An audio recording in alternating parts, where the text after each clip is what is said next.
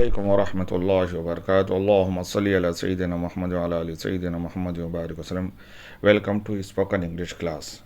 इंशाल्लाह हम आज के इस क्लास में एक टेंस पास्ट कंटिन्यूस टेंस सीखने जा रहे हैं। टेंसेस सीखना बहुत ज़रूरी है। अगर हमको उर्दू ज़ुबान आती है और हम ये ख्वाहिश रखते हैं कि हम इंग्लिश सीख ले, तो इस क्लास को सुनकर आप माशाल्लाह अच्छी तरीके से आप पास्ट कंटिन्यूस टेंस लिख सकते हैं, समझ सकते हैं।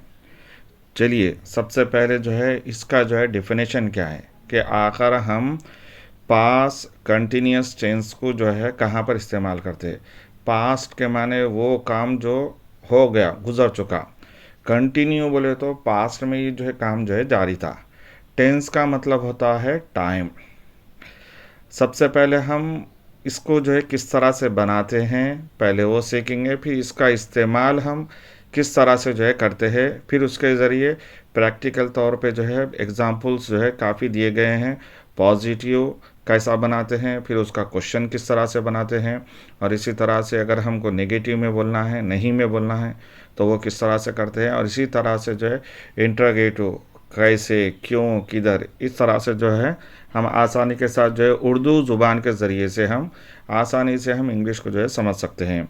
चलिए सबसे पहले what is the structure of past continuous tense, कि आखिर पास्ट कंटिन्यूस टेंस जब हम सेंटेंस देख रहे हैं तो पहले हिस्से में क्या रखना चाहिए, दूसरे में क्या, तीसरे में क्या।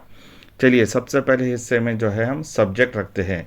सब्जेक्ट का मतलब है डूअर ऑफ दैट एक्शन।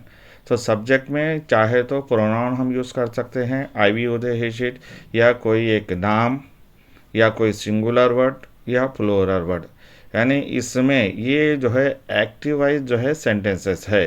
तो इसका मतलब ये कि सबसे पहले हमको ये मालूम होना चाहिए कि आखिर इस काम को करने वाला कौन है। तो सेंटेंस का स्ट्रक्चर कैसा हुआ, सबसे पहले हम जो शख्स जो काम कर रहा है पहले हम उसका जिक्र करते हैं, जिसको ग्रामर के नेम में सब्जेक्ट कहते हैं। फिर उसके बाद आइए फिर वॉज और वेयर, कि हमारे पास टोटल इंग्लिश में 24 हेल्पिंग वर्ब्स है।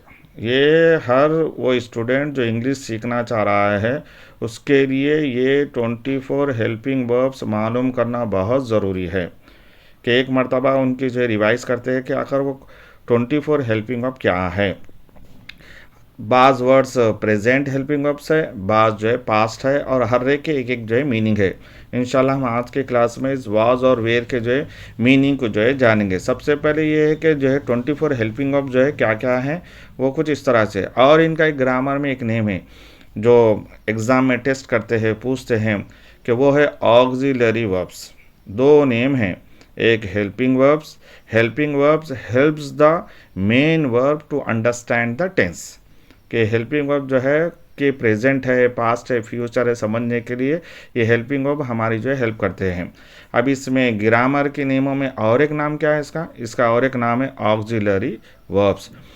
तो क्या है वो helping verbs, am, is, are, was, were, has, have, had, do, does, did, can, could, will, would, shall, should, may, might, must, need, ought to, dare to, used to। ये 24 helping verbs, बाज़ helping verbs present tense में use होते हैं, बाज़ past में, बाज़ future में, और बाज़ सेपरेट, कि इनके हर एक के एक ख़ास मीनिंग होते हैं। चलिए अब आज के हम इस क्लास में जो वॉज और वेयर पढ़ रहे हैं, आखिर इसका मतलब क्या है। हाँ, अगर हम इनको टेंस में इस्तेमाल कर रहे हैं, वो भी पास्ट कंटिन्यूस टेंस में, तो तर्जुमा हम इस तरह से करते हैं, रहा हूँ, मैं खाना रहा था, मैं खाना खा रहा था, मैं टीवी देख रहा था, मैं किताब पढ़ रहा था, वो सो रहा था, रहा प्लस था। अब रही बात ये जो दो हेल्पिंग वर्ब है वाज और वेयर, के वाज कहाँ पर इस्तेमाल करते हैं हम, उससे पहले आई आए तो वाज इस्तेमाल करते हैं, फिर उसके बाद सिंगुलर ही, शी, इट, या कोई भी एक सिंगुलर है, सोहेल, अकरम कोई नेम है, या बॉय, या गर्ल, तो सिंगुलर होने की सूरत में हम वाज इस्तेमाल करते हैं। तो फिर वेयर को कहाँ इस्तेमाल करते हैं? वेयर को हम वी, यू, दे या कोई भी अगर प्लोरल है तो सब्जेक्ट के तौर पर, तो हम जो है उसके बाद हम वेयर को जो इस्तेमाल करते हैं।